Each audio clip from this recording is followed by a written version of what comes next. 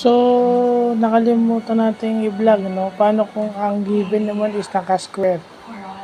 Yung x plus h ng difference quotient, paano kung squared ang given at hindi cube?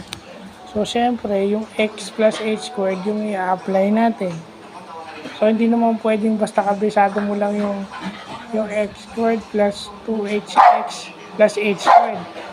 Hindi pwedeng basta kabisado mo lang yun. Paano kung ipasabihin ng teacher o ng professor na complete solution? So, yung sinasabi ko kapon, yung bis na 5 points lang, 5 points, makuha mo yung full credit, baka 1 point lang ibibigay sa'yo.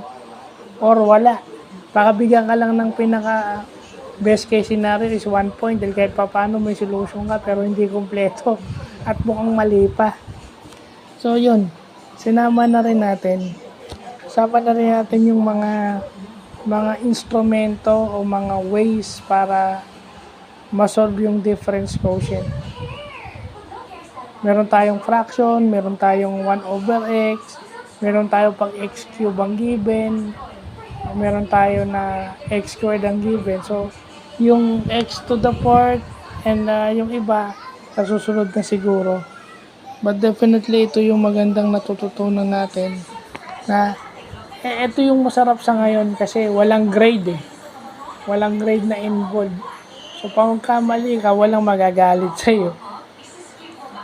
Kasi alam mo naman dito, pagkabaksa ka, sermon, tapos pag sa teacher, hindi ka nag-aaral.